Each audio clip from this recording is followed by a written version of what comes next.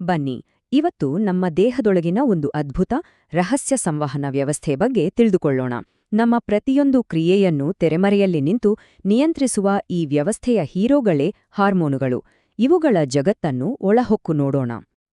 ಎಂದಾದ್ರೂ ಯೋಚಿಸಿದಿರಾ, ನಾವೇನೂ ಯೋಚನೆ ಮಾಡದೇ ಇದ್ರೂ ನಮ್ಮ ಹೃದಯ ಹೇಗೆ ತಾನಾಗೇ ಬಡಿದುಕೊಳ್ಳುತ್ತೆ? ನಾವು ಹೇಗೆ ಬೆಳೀತೇವೆ? ಇದೆಲ್ಲವನ್ನೂ ಕಂಟ್ರೋಲ್ ಮಾಡೋ ಆ ಅದೃಶ್ಯ ಶಕ್ತಿ ಯಾವುದು? ಈ ಪ್ರಶ್ನೆಯೇ ನಮ್ಮ ಇವತ್ತಿನ ಪಯಣದ ಆರಂಭ. ಅದಕ್ಕೆ ಉತ್ತರನೇ ಈ ಹಾರ್ಮೋನ್ಗಳು. ಹೌದು, ಇವು ನಮ್ಮ ದೇಹದೊಳಗಿನ ಸೂಪರ್ ಎಫಿಷಿಯೆಂಟ್ ಪೋಸ್ಟ್ಮ್ಯಾನ್ಗಳಿದ್ದ ಹಾಗೆ. ರಕ್ತದ ಮೂಲಕ ದೇಶಾದ್ಯಂತ ಅಂದ್ರೆ ಇಡೀ ದೇಹದ ತುಂಬ ಸಂಚರಿಸಿ ಪ್ರತಿಯೊಂದು ಅಂಗಕ್ಕೂ ಹೇಗೆ ಕೆಲಸ ಮಾಡಬೇಕು, ಯಾವಾಗ ಮಾಡಬೇಕು ಅಂತ ನಿಖರವಾದ ಸೂಚನೆಗಳನ್ನು ತಲುಪಿಸ್ತವೆ.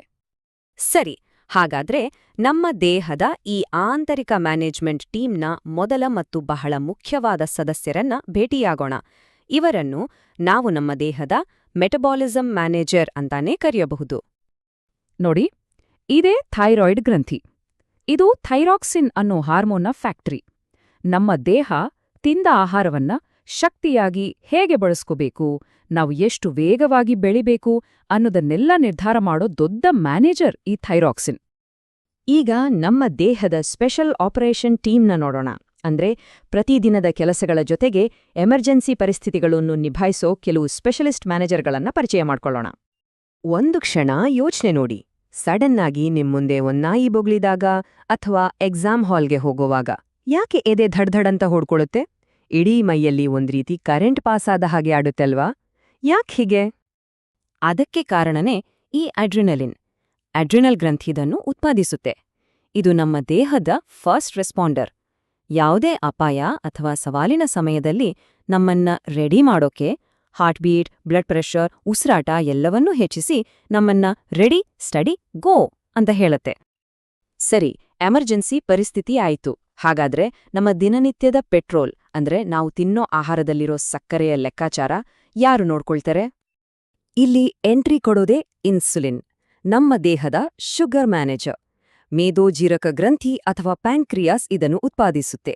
ನಾವು ತಿಂದ ಆಹಾರದಿಂದ ರಕ್ತಕ್ಕೆ ಬಂದ ಸಕ್ಕರೆ ಅಂಶ ಹೆಚ್ಚಾಗದ ಹಾಗೆ ಕಡಿಮೆನೂ ಆಗದ ಹಾಗೆ ಒಂದು ಬ್ಯಾಲೆನ್ಸ್ನಲ್ಲಿ ಇಡೋದು ಇದರ ಮುಖ್ಯ ಜವಾಬ್ದಾರಿ. ಮುಂದೆ ನೋಡೋಣ. ಈ ಹಾರ್ಮೋನ್ನ ಕೆಲ್ಸ ಒಂದೇ, ಆದ್ರೆ ಬಹಳ ಮುಖ್ಯವಾದದ್ದು. ಅದುವೇ ನಮ್ಮ ದೇಹದ ಬೆಳವಣಿಗೆ.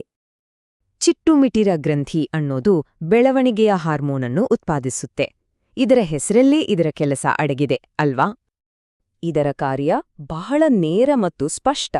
ದೇಹದ ಬೆಳವಣಿಗೆಯನ್ನು ನಿಯಂತ್ರಿಸೋದು.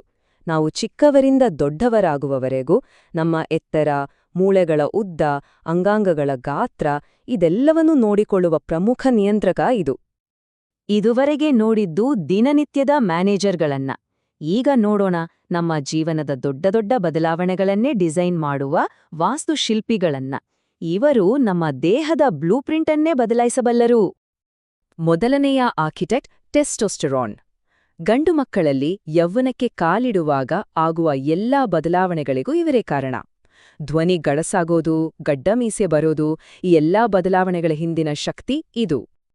ಹಾಗೆ ಇನ್ನೊಬ್ರು ಆರ್ಕಿಟೆಕ್ಟ್ ಈಸ್ಟ್ರೋಜನ್. ಹೆಣ್ಣು ಮಕ್ಕಳಲ್ಲಿ ಸಂತಾನೋತ್ಪತ್ತಿ, ಅಂಗಗಳ ಬೆಳವಣಿಗೆ ಮತ್ತು ಋತುಚಕ್ರದಂತಹ ಪ್ರಮುಖ ಪ್ರಕ್ರಿಯೆಗಳನ್ನ ಇದು ನಿಯಂತ್ರಿಸುತ್ತೆ. ಹಾಗಾಗಿ ಇವರಿಬ್ಬರನ್ನೂ ಒಟ್ಟಿಗೆ ನೋಡಿದಾಗ ಟೆಸ್ಟೋಸ್ಟೆರಾನ್ ಮತ್ತು ಈಸ್ಟ್ರೋಜನ್ ಹೇಗೆ ಪ್ರತ್ಯೇಕವಾಗಿ ಗಂಡು ಮತ್ತು ಹೆಣ್ಣಿನ ದೇಹಗಳನ್ನ ರೂಪಿಸ್ತವೆ ಅನ್ನೋದು ಗೊತ್ತಾಗತ್ತೆ. ಇಬ್ರು ತಮ್ಮ ತಮ್ಮ ಕ್ಷೇತ್ರದಲ್ಲಿ ಮಾಸ್ಟರ್ ಆರ್ಕಿಟೆಕ್ಟ್ಗಳು. ಇಲ್ಲಿಯವರೆಗೂ ನಾವು ಒಂದೊಂದು ಹಾರ್ಮೋನ್ನ ಕೆಲಸವನ್ನ ಬಿಡಿಬಿಡಿಯಾಗಿ ನೋಡಿದ್ವಿ. ಆದ್ರೆ ಇವುಗಳ ನಿಜವಾದ ಮ್ಯಾಜಿಕ್ ಇರೋದೇ ಟೀಮ್ ವರ್ಕ್ನಲ್ಲಿ. ಇದನ್ನೇ ಹಾರ್ಮೋನ್ಗಳ ಸಾಮರಸ್ಯ ಅಂತ ಕರೆಯೋದು. ಹಾಗಾದ್ರೆ ನಮ್ಮ ಮ್ಯಾನೇಜ್ಮೆಂಟ್ ಟೀಮ್ನ ಮತ್ತೊಮ್ಮೆ ನೋಡೋಣ. ಥೈರಾಕ್ಸಿನ್ ನಮ್ಮ metabolism manager, adrenaline emergency officer, insulin sugar controller, ಬೆಳವಣಿಗೆಯ ಹಾರ್ಮೋನ್ ನಮ್ಮ ಬೆಳವಣಿಗೆಯ ಸೂಪರ್ವೈಸರ್ ಮತ್ತು ಟೆಸ್ಟೋಸ್ಟೆರಾನ್ ಹಾಗೂ ಈಸ್ಟ್ರೋಜನ್ ನಮ್ಮ ಬಾಡಿ ಡಿಸೈನರ್ಗಳು. ನೋಡಿ, ಎಂಥ ಅದ್ಭುತ ತಂಡ! ಈ ಮಾತು ಎಷ್ಟು ಸತ್ಯ ಅಲ್ವಾ? ನಮ್ಮ ಹಾರ್ಮೋನ್ಗಳ ವ್ಯವಸ್ಥೆ ಒಂದು ಪರ್ಫೆಕ್ಟ್ ಆರ್ಕೆಸ್ಟ್ರಾ ಇದ್ದ ಹಾಗೆ.